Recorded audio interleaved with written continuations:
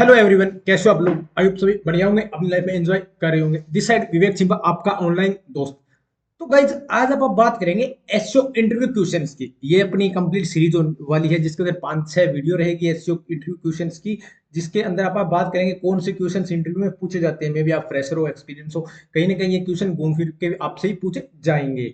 तो चलिए गाइज आज के वीडियो को आप स्टार्ट करते हैं। बेसिकली तो अगर बात करें आप एसईओ इंटरव्यू, अगर एसईओ इंटरव्यू के अंदर आपका चेक किया जाता है कि आपको कितनी एसईओ की नॉलेज है, और जो जो भी आपका क्या एनालिटिक स्किल है, क्या आपके जो डेटा प्रोफेंसी मीन्स आप डेटा को किस तरह यूज करते हो, देन फिर किस तरह आप एक प्लानिंग करते हो, देन उसके बाद जो भी रैंकिंग हो गया, एआई मॉड्यूल्स हो गए, एल्गोरिथम मैकेनिज्म्स को आप कैसे समझते हो, then last but not least रहता है कि आप कैसे परफॉर्मेंस को समझते हो, क्या कैसे एक यूजर एक्सपीरियंस को समझते हो। साथ में एक ऑटोमेशन, एसईओ ऑटोमेशन का पार्ट रहता है, किस तरह आप अपने जो डेली डू टू टास्क है उसको आप ऑटोमेट कर सकते हो।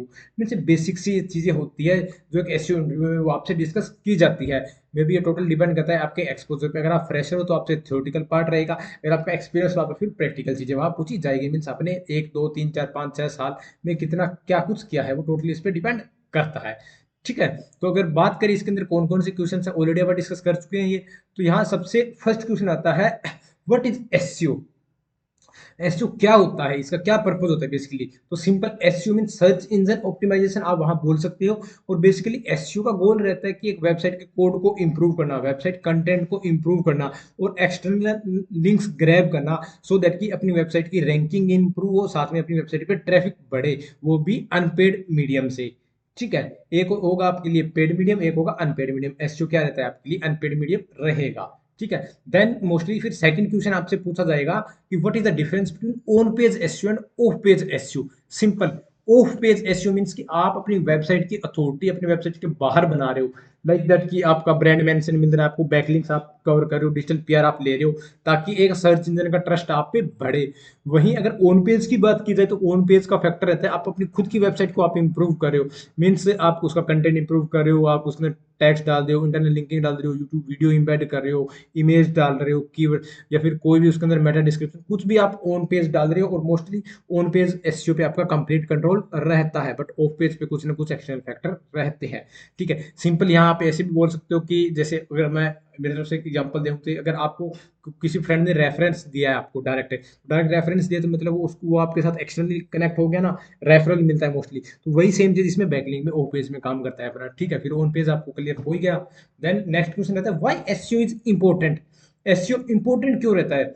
बिकॉज एसईओ एक हेल्प करता है एक वेबसाइट को एक डोमेन की विजिबिलिटी बढ़ाने में, उस पर ट्रैफिक लाने में। और इस सिंपल सा फंडा है, जो भी आपकी प्रोडक्ट रहेगी, जो भी आपकी सर्विसेज रहेगी, उसकी विजिबिलिटी बढ़ेगी, आपको लोग जानेंगे, जानेंगे तो आपका फुटफॉल बढ़ेगा, फुटफॉल बढ़ेगा तो आपके नंबर ऑफ सेल्स बढ़ेंगे, नंबर ऑफ क्लिक्स बढ़ेंगे। ठीक है। ये टोटल डिपेंड करता है कि मैं आप किस वे में आप इसको लेके जा रहे हो। यहाँ सिंपल क्या रहेगा, आपकी विजिबिलिटी इंप्रूव हो रही है आपकी, देन आपको इंप्रूव वेबसाइट ट्रैफिक देखने को मिलेगा, देन आपका ट्रस्ट मार्केट में बिल्ड हो रहा है। कोई भी पर्सन आप सर्च कर रहा है कि जैसे आपने ये वीडियो देख के यार, ये अभी आपने सर्च किया होगा एसईओ इंटरव्यू क्वेश्चन से या एसईओ इंटरव्यू क्यूएनए सीरीज, तो आपने सर्च किया हो तो आपको ये वीडियो मिली। तो जैसी ये वीडियो आई, ये ऑप्टिमाइज थी ऑलरेडी, एसईओ ऑप्टिमाइज थी, तो आपको ये दिखी ना। तो यहाँ क्या हो, एक ट्रस्ट बिल्ड हो गया, क्रेडिबिलिटी रहेगी, देन एक बेटर यूजर एक्सपीरियंस। एक यूजर आ रहा है, उसको आप कैसा एक्सपीरियंस दे रहे हो, मीन्स एक बेटर एक्सपीरियंस आपके लिए होने वाला है, प्लस आपके यूजर के लिए भी एक बेटर एक्सपीरियंस रहेगा आपके लिए। यूजर ये एक्सपीरियंस अच्छा किस तरह होगा कि आपके वेब वाइटल्स अपने परफेक्ट रहेंगे। देन कंपटीशन का पार्ट रहेगा, मीन्स कि आप अपने कॉम्पिटिटर से आगे बढ़ के रहोगे। ठीक है। देन अपना नेक्स्ट क्वेश्चन रहता है, what is keyword intent. Keyword intent क्या होता है? सिंपल देखिए, इंटेंट मतलब नियत बोला जाता है, कि जैसे कोई भी एक यूजर है कुछ भी सर्च कर रहा है, कोई भी आपने कुछ वर्ड सर्च किया, उस सर्च करने के पीछे आपका कुछ पर्पस था। जैसे फॉर एग्जांपल अभी आपने क्या सर्च किया था, एसईओ इंटरव्यू क्वेश्चन या फिर आंसर आपने सर्च किया होगा, या फिर SEO interview questions to be ask, कुछ इस तरह से आपने क्वेरी सर्च की होगी यूट्यूब पे। यूट्यूब पे जैसे आपने सर्च किया तो आपकी इंटेंट क्या थी, आप यहाँ इन्फॉर्मेशन नॉलेज लेने के लिए आ रहे हो ना, बिकॉज आपका मे भी उस पर कल परसों या एट ए टाइम आपका इंटरव्यू रहेगा, या भी उस पर नेक्स्ट वीक जो भी मतलब आपका इंटरव्यू आपका शेड्यूल है। तो आपकी इंटेंट क्या है, आपको इन्फॉर्मेशन गेन करनी है यहाँ। देन अगर आप सर्च करते कुछ डायरेक्शन टाइप से, तो आपको वो नेविगेशन इंटेंट रहती कुछ भी कहीं। ठीक है। कमर्शियल इंटेंट, फिर ट्रांजेक्शन इंटेंट में कुछ परचेज वाला पार्ट हो गई, कमर्शियल प्लस ट्रांजेक्शन के अंदर पार्ट रहता है। ठीक है। देन आपसे नेक्स्ट क्वेश्चन पूछा जाएगा, what are the 3 main pillars of SEO. अगर बात की जाए तो एसईओ के कितने मेन पिलर होते हैं, आप बताओगे? थ्री थ्री मीन्स कौन कौन से थ्री? तो सिंपल बोलोगे आप on page SEO, of page SEO plus technical SEO. On page plus of page की आप ऑलरेडी बात कर चुके हैं। ऑन पेज मीन्स अपनी वेबसाइट का जो भी आप कंटेंट को ऑप्टिमाइज करो, मीन्स आप ऑन, आपके पास फुल इसका कंट्रोल रहता है वेबसाइट के अंदर, आप जो भी ऑप्टिमाइजेशन कर रहे हो वो अपना ऑन पेज रहेगा। ऑफ पेज मोस्टली आपकी वेबसाइट से बाहर जो भी आप लिंक्स वगैरह रेलिवेंसी अथॉरिटी बिल्ड करने के लिए वो आपका ऑफ पेज पार्ट रहेगा। टेक्निकल मीन्स आपका एक पूरा वेबसाइट का स्ट्रक्चर आप रेडी कर रहे हो, मीन्स की जो भी क्रॉलर्स रहेंगे, जो भी सर्च इंजन के अलग अलग सर्च इंजन रहते हैं, याहू गूगल बिंग जो भी अपने रहते हैं, उनके अंदर आपकी वेबसाइट इफेक्टिवली इंडेक्स रहे, एक यूजर के लिए भी एक्सपीरियंस अच्छा रहे। ठीक है, ये तीन चीजें रहती है। अपन सिर्फ बेसिक सी चीजें यहाँ बात करें। देन नेक्स्ट आ रहा है सिक्स्थ क्वेश्चन, कीवर्ड प्रोक्सिमिटी। अगर बात करें तो keyword it refers to the distance between two or more search from within the web text. Proximity की बात की जाए तो सिंपल इसमें रहता है कि आप कोई भी कीवर्ड को, कोई भी टर्म को आप कितना यूज कर रहे हो और कितने डिस्टेंस पे यूज कर रहे हो, ये टोटली डिपेंड करता है। अगर आप, अगर कहीं ना कहीं अगर ज्यादा इसको यूज कर दो तो अपने कीवर्ड अपनी स्टफिंग में चला जाएगा, और वहीं अगर आपको कम कर दोगे तो फिर कहीं ना कहीं फिर कीवर्ड डेंसिटी उसके अंदर कम रहेगी। मीन्स आपको प्रॉपर तरीके से यूज करना है कि मीन्स आप कितना पास कीवर्ड को यूज कर रहे हो। इसमें आप एलएसआई कीवर्ड्स को भी आप यूज कर सकते हो। ठीक है, देन नेक्स्ट अपना, क्यों ये मैटर करती है? बिकॉज एक रेलिवेंसी फैक्टर शो करता है, जो भी आपकी टॉपिकल कनेक्शन है। जैसे अभी आप बात कर रहे थे, आप एसईओ इंटरव्यू क्वेश्चन आप अभी सर्च करते हो, SEO interview question for freshers, SEO interview question for experience, technical SEO, e commerce SEO, SEO manager. Means ये क्या है? ये इन सब कीवर्ड्स को मैं एक ब्लॉक के अंदर यूज कर सकता हूँ, क्योंकि इनकी इंटेंट इनकी सेम है, बट कहीं ना कहीं यहाँ कीवर्ड से स्टफिंग से मैं बच रहा हूँ, और ये कहाँ कितना क्या डिस्टेंस पे यूज करूँ वो अपना प्रोक्सिमिटी का पार्ट रहेगा। ठीक है, देन नेक्स्ट क्वेश्चन आ रहा है seventh, what is organic traffic? Simple, organic traffic क्या होता है कि वेबसाइट पे जो भी आपके क्लिक्स आ रहे हैं, रेदर देन की जो भी अपने स्पॉन्सर एड या फिर आपने जो पेड मीडियम के अलावा आपने जो भी मीडियम से आपके पास ट्रैफिक आ रहा है, वो मोस्टली आपका ऑर्गेनिक ट्रैफिक रहेगा। एक डायरेक्ट ट्रैफिक होता है, वो भी आने वाली वीडियो में आगे आप डिस्कस जरूर करेंगे। देन अभी नेक्स्ट एट्थ क्वेश्चन रहेगा अपना, what is S C R P? S C R P mean search engine result page. क्या हुआ? मीन्स आप जो भी गूगल पे कुछ भी क्वेरी सर्च कर रहे हो, तो कोई भी सर्च इंजन की बात करें, गूगल याहू बिंग जो भी आप सर्च कर रहे हो, याडेक्स वगैरह, तो आप कुछ भी क्वेरी सर्च करते हो, एंटर जैसे आप क्लिक करोगे वहां जो भी क्वेरी जा रही है वो अपना सर्च इंजन रिजल्ट पेज आपके लिए रहेगा। देन नेक्स्ट रहता है search engine algorithms. Search engine algorithms ऐसे बोल सकते हैं कि आप ऐसी फ्रेमिंग रहती है, ऐसी मैथमेटिकल इक्वेशंस रहती है, टेक्निक्स रहती है, जो कि डिफाइन करती है कि किस तरह आपकी वेबसाइट बिहेव करेगी, क्या आपकी वेबसाइट की क्वालिटी है, क्या आपकी रेलिवेंसी है, वो सारी चीजें वहां चेक ऑन की जाती है, और इनके अंदर कैसे आप रैंक कर रहे हो। ये टोटल आपका जो कंटेंट पार्ट है, कंटेंट क्वालिटी, कंटेंट रेलिवेंसी, सारी एक एल्गोरिथम के अंदर कवर अप होती है। देन नेक्स्ट 10th क्वेश्चन आता है, what is scrolling? To find mean, scrolling means Google जो भी अपने गूगल बोर्ड्स होंगे या सर्च इंजन बोर्ड्स रहेंगे, क्रोलर्स रहेंगे, वो क्या करेंगे, वो एक टाइप से ना ये भूखे भेड़िए की तरह होते हैं, ये सर्च करते रहते हैं कि इंटरनेट पे नया कंटेंट क्या आ रहा है, नया कंटेंट क्या आ रहा है। जैसे ही उस पर कोई नया कंटेंट आएगा, अगर आपकी वेबसाइट पे आप रेगुलर कंटेंट आ रही हो, तो आपकी वेबसाइट पे क्रोलर्स रेगुलर आएंगे, तो आपकी क्रोलिंग ये इफेक्टिव है, एक बेटर क्रोलिंग है। अगर आप लेट लेट डाल रहे हो तो आपकी वेबसाइट को फिर गूगल भी कहेगा यार इस पर कुछ कंटेंट नहीं आ रहा, इसको जो भी इसका क्रोल बजट है इसको कम देते हैं। सिंपल ये कंसेप्ट रहता है।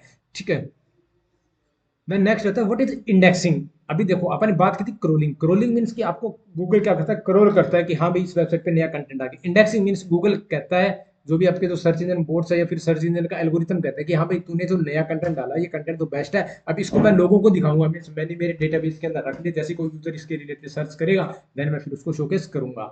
ठीक है, देन रैंकिंग, ये दिन ऑर्डर विच वेबसाइट अपने, और ये रैंकिंग अगर बात की जाए तो अपन अगर एससीआरपी में आप कुछ भी सर्च कर रहे हो तो ऊपर जो 1 2 3 4 5 जो रिजल्ट्स आपको देखने को मिलेंगे वो होती है रैंकिंग। फर्स्ट ऑफ ऑल आपकी क्या रहेगी, क्रोलिंग रहेगी वेबसाइट की। देन उसकी इंडेक्सिंग होती है, इंडेक्सिंग होने के बाद उसको आप on page SEO, off page SEO करोगे, बैकलिंक करोगे, टेक्निकली उसका स्ट्रॉन्ग करोगे, तो आपकी रैंकिंग इंप्रूव होगी। रैंकिंग इंप्रूव होगी तो देन आपको अच्छा ट्रैफिक मिलेगा, अच्छा ट्रैफिक मिलेगा तो आपको अच्छे क्लिक्स मिलेंगे, अच्छे क्लिक्स मिलेंगे तो आपको अच्छी प्रोडक्ट्स आपका सेल्स रहेगी, प्रोडक्ट सर्विसेज की आपकी सेल्स रहेगी। देन नेक्स्ट क्वेश्चन आता है 13 number, what is white hat SEO?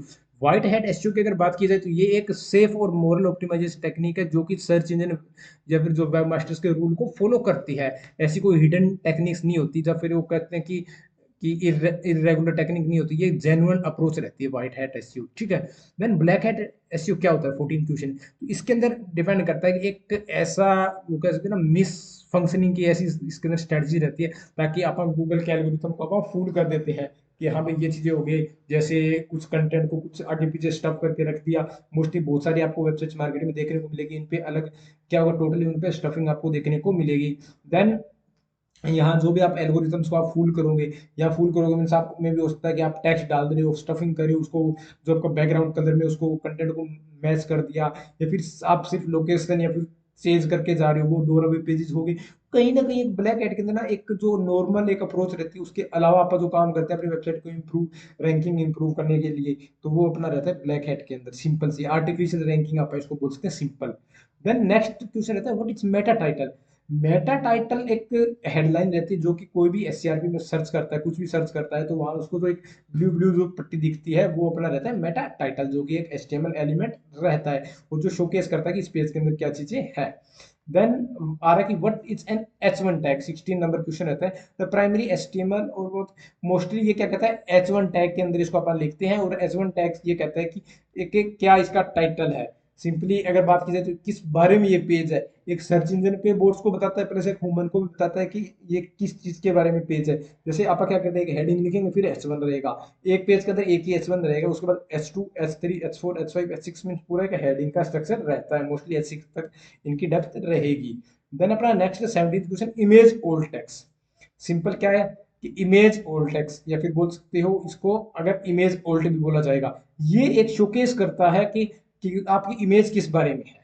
ये place to help both visually impaired people and search engine. Simple सा है कि ये ओल्ड टेक्स्ट क्या शोकेस करता है कि कोई भी, जैसे अगर किसी को कलर ब्लाइंडनेस या फिर कुछ भी कलर दिखने में कुछ फर्क रहता है, तो वो जो ओल्ड टेक्स्ट से समझ सकते हैं कि इस इमेज के अंदर क्या चीज है। और गूगल जो अपने क्रोलर्स रहेंगे, इसके जो अपने सर्च इंजन के बोर्ड्स रहेंगे, वो भी समझ सकते हैं कि ये इमेज किस बारे में है। वहीं आप जैसे कुछ भी आपके पास कोई इमेज आ गई, व्हाट्सएप पे आई, आपने उसको डाउनलोड करके अपनी वेबसाइट पे पेस्ट कर दी, तो उसका क्या होगा, व्हाट्सएप पे समथिंग इस तरह यूआरएल बनेगा। वही हो सकता है अगर आप जैसे एसईओ की बात करें तो एसईओ की रहेगी। आप अगर उसके अंदर कुछ अगर एनिमल की इमेज डाले तो उस एनिमल का नाम लिखोगे, अगर कुछ आप कुछ भी चीजें यूज करें उस इमेज के अंदर, उसके अकॉर्डिंग उसका ओल्ड टेक्स्ट रहता है। देन नेक्स्ट क्वेश्चन आता है व्हाट इज इंटरनल लिंकिंग।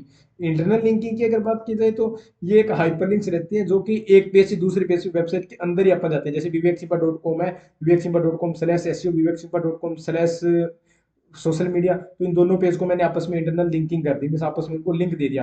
ये मीन्स मेरे डोमेन के अंदर चीजें घूम रही है, तो इससे क्या बेनिफिट रहता है अपनी वेबसाइट पे, एक तो डायरेक्ट ट्रैफिक रहेगा, कोई भी यूजर आ रहा है, मैंने एक पेज का रेफरेंस दिया तो वो उस पर डायरेक्ट क्लिक कर लेगा। देन नेक्स्ट इंपॉर्टेंट पार्ट रहता है इसका लिंक इक्विटी, या फिर उसके लिंक जूस शेयरिंग का।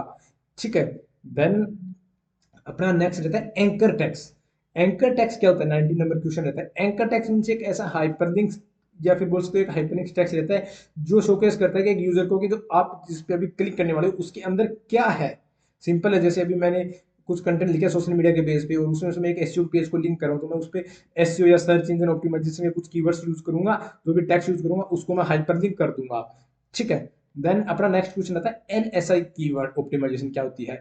अगर आपने पहले अभी एक बात की थी कीवर्ड प्रोक्सिमिटी की, उसके अंदर क्या था, आप कीवर्ड को एक इफेक्टिव तरीके से यूज करते हैं, तो वहीं अगर आप मल्टीपल कीवर्ड्स यूज करेंगे, सेम कीवर्ड्स को बार बार यूज करेंगे, वो स्टफिंग होंगे। तो उस स्टफिंग से बचने के लिए आप क्या करते हैं, ये अपने एलएसआई कीवर्ड्स यूज करते हैं। एलएसआई की क्या फुल फॉर्म होगी, आप मेरे को कमेंट सेक्शन में जरूर बताना। तो एलएसआई कीवर्ड्स क्या करेंगे, जैसे अभी बात की थी मैंने कि एसईओ कोर्स इन इंडिया, और वही हो सकता है best SEO course in India, affordable SEO course in India, SEO training, SEO trainer, means इस तरह के जो आप लोकेशन स्पेसिफिक जो भी मींस जो भी आप कीवर्ड इंटेंट है आपकी, जो आप पेज बना रहे हो उसके हिसाब से जिस वो एक सेम इंटेंट को फिल कर रहे हैं, बस कीवर्ड अलग रहेंगे, मींस उसका कॉन्टेक्स्ट यहाँ मैटर करता है। देन अपना नेक्स्ट क्वेश्चन रहता है what is keyword density. Density means कि आप कितना यूज कर रहे हो कीवर्ड्स को।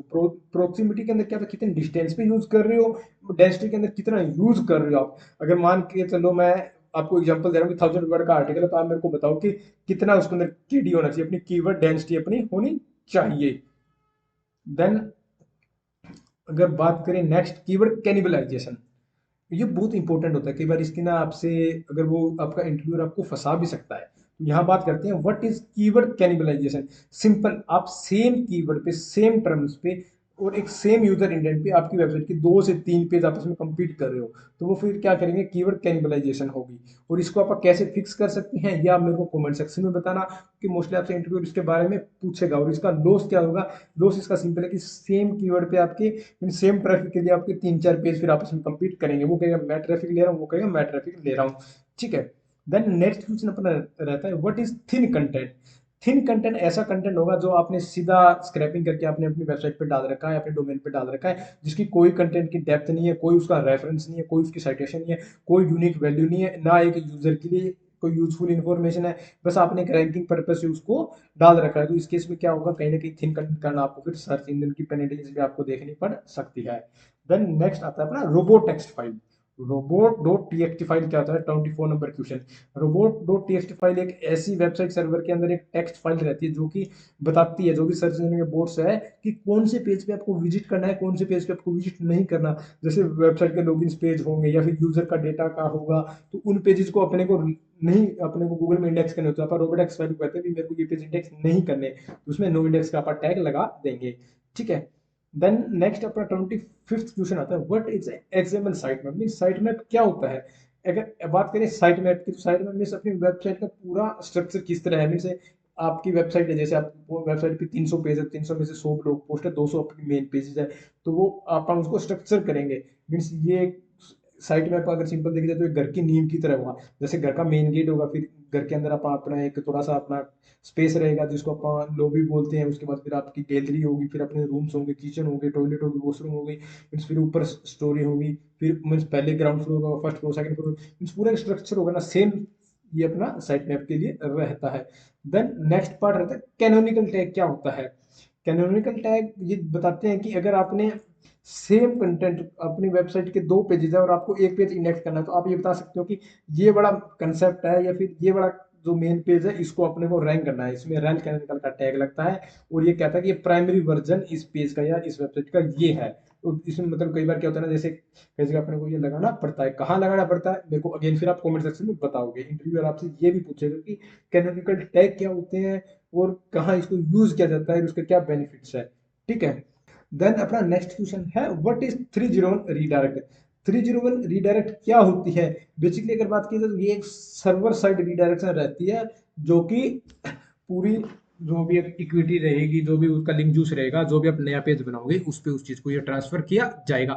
सिंपल है। अभी आप एक बार नेक्स्ट को करते हैं, फिर इसको एग्जांपल से समझेंगे। 302 रिडायरेक्शन मीन्स ये क्या होगी, ये टेम्परेरी रिडायरेक्शन रहती है, जो कि आपने कुछ टाइम के लिए कुछ पेज को आपने रिडायरेक्ट किया है, तो इसको बोलते हैं टेम्परेरी रिडायरेक्शन। जैसे अभी आप अपना घर छोड़ के चले गए और आप अपने आप को रिलोकेट कहीं कर दिया, तो वह क्या हुआ, कोई भी पर्सन उस पुराने एड्रेस पे आएगा तो उसको क्या बोला जाएगा, अपनी वो तो जी उस लोकेशन पे चला गया, तो वो आपका परमानेंट रिडायरेक्शन 301 रिडायरेक्शन। वही आप कहीं कोई काम से गए हो या फिर कोई जॉब पर्पज से गए हो, थोड़े टाइम के लिए गए हो, टेम्परेरी रिडायरेक्शन, टेम्परेरी आप रिडायरेक्ट कर रहे हो मीन्स रिलोकेट कर दो, वो आपकी फिर 302 मीन्स टेम्परेरी रिडायरेक्शन रहेगी। Then 404 error. 404 एरर ये इसका सिंपल है कि आपने कोई भी पेज को आपने डिलीट कर दिया हो या फिर आपका यूआरएल गलत हो, तो आपके सर्वर में वो चीजें नहीं पड़ी, तो फिर इसको 404 एरर दिखाया जाएगा। इसको कैसे फिक्स करते हैं, अगेन ये आपसे क्वेश्चन है, मेरे को कमेंट सेक्शन में जरूर बताना। Then last but not least इस वीडियो का रहेगा, what is crawl budget. Crawl budget means कि गूगल कुछ ना कुछ एक बजट शोकेस करता है। जैसे अभी आप कोई अगर एसईओ करो तो आप अपने क्लाइंट से पूछोगे ना कि आपका कितना एसईओ बजट है, तो सेम चीज अपना क्रोल बजट रहता है कि जो गूगल क्रॉलर्स होते हैं, सर्च इंजन बोर्ड्स रहते हैं, मीन्स गूगल क्रॉलर्स की मैं बात करूँ, इस तरह अपने बिंग क्रॉलर्स होंगे, यांडेक्स के होंगे, याहू के क्रॉलर्स होंगे, वो एलोकेट करते हैं कि स्पेसिफिक टाइम और अपना एक पोर्शन की, हाँ भी इस टाइम पे इस पोर्शन, इस डोमेन के इस पोर्शन को मैं स्कैन करूंगा, वो रहता है अपना क्रोल बजट है। जितनी बड़ी वेबसाइट होगी तो उतना ज्यादा बजट रहेगा, तो उसको फिर गूगल भी अपने इफेक्टिव, अपने गूगल या फिर सिंपली हम बात करें सर्च इंजन, अपने इफेक्टिव तरीके से फिर उसको ऑप्टिमाइज करेंगे। ठीक है गाइज, तो आपको ये चीजें, ये आपने इस फर्स्ट वीडियो के अंदर बात करी 30 क्वेश्चन। अगर आपको कोई भी डाउट है, कोई भी क्वेरी, तो आप मेरे को डायरेक्ट नीचे कमेंट सेक्शन में पूछ सकते हो। आप इनके नोट्स बना लो, एक बार इस वीडियो को और आप देख लो, ताकि मैं भी हो सकता है कुछ ऐसे आपको कॉम्प्लेक्स मैंने चीजें एक्सप्लेन कर दी हो, तो आप उसको सिंपल गूगल आप स्टडी करोगे गूगल पे, या फिर आप सेम अपना इस वेबसाइट पे जाके चेक करोगे, तो वहाँ इनका मैंने इजी ब्रेकडाउन, इसका नोट्स भी आपको मिलेंगे, तो वहाँ आप चेकआउट कर सकते हो। तो आज की वीडियो में इतना guys, okay, thank you friends, have a nice day. मिलते हैं गाइज नई वीडियो में नए टॉपिक के साथ।